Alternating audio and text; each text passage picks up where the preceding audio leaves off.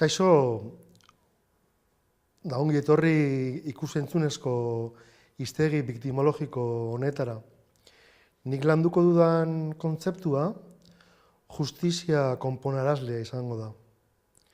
Baita ere, onartuta dago justizialen eratzailea, eta batzutan hainbat egilek ere asmatu edo proposatu dute justizia sortzailea, justizia biktimala, justizia parte hartzailea edo eraikitzailea.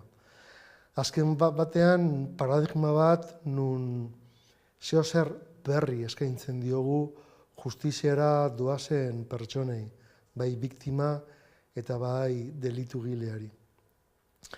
Aspaldiko aldarrikapena, biktimen papera handiagotzeko, biktimei protagonismo berria emateko, eta azken finean euren beharretara erantzuteko aukera bat ematen. Biktima askotan epaiketan gonbidatu hutsa da, ez da bere iritzia askotan kontutan hartzen, eta testigu bezala hartzen du zigor arloko justizia guk ezagutzen dugun ohiko justizia hori.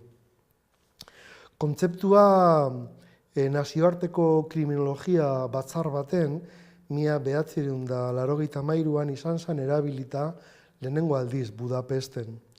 Baina kontzeptua ere edo izena, konponarazlea, justizia konponarazlea, Albert Igla psikologoari esleitzen zaio 1975ean.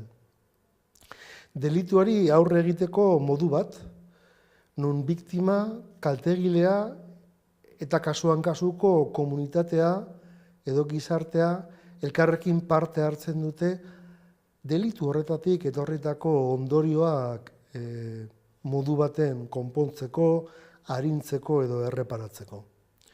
Nun ipintzen da arreta, sortutako minan. Da biktimak dituen beharretan atentzioa ipintzen da beharroiei erantzuteko. Ez bakarrik behar materiala, baizik eta ere simbolikoak.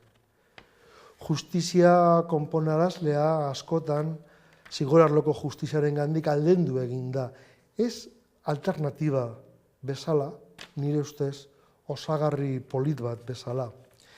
Eta hiru arlotan ipintzen du arreta handi bat. Gertaera deliktiboa modu zabalago baten ulertzen du.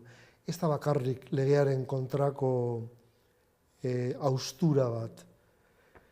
Delituari aurre egiteko pertsona gehiago, eragile gehiago gonbidatzen ditu.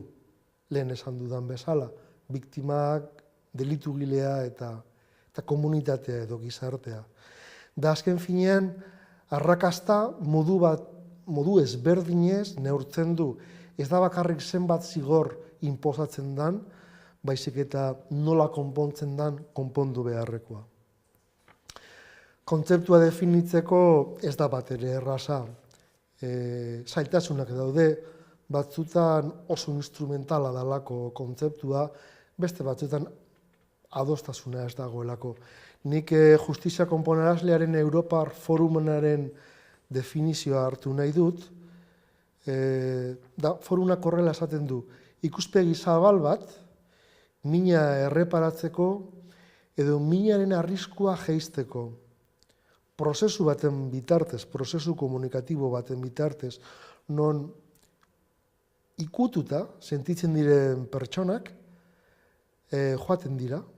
Pertsona hauek parte hartzen dute, mina edo delitua nola izan zitekeen erraparatua hitz egiteko. Aman komuneko ulermena eta akordioa sortzen.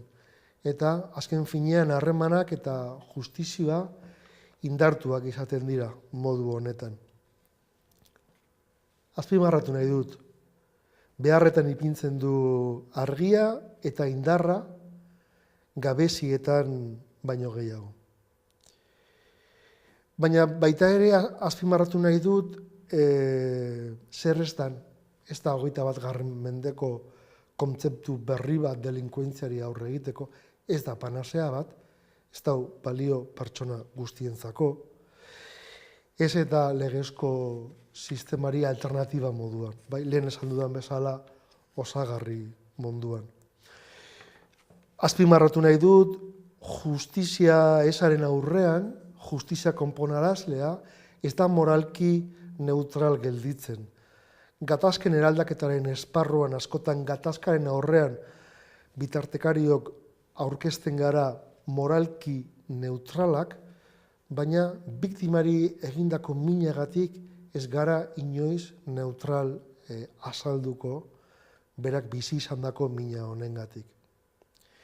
Hiru galdera ezberdin erantzuten ditugu justizia mota honetan. Zigor-arloko justizian galdera da, zein da apurtu dan araua. Justizia konponarazlean galdetuko dugu, nor izan da kaltetua, eta zeintzuk dira bere beharrak. Bigarren galdera bezala, nor da araua hausteagatik auziperatua izan behar dana, guk galdetzen dugu, nor da sortu den mina konpontzeko arduraduna.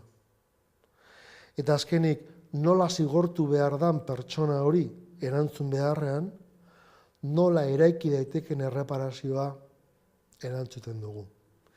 Eta amaitzeko, azpimarratu nahi dut, justizia konponarazlea ez dala aurrera aterako, bertako edo barruko balioetan ez badu indarra ipintzen.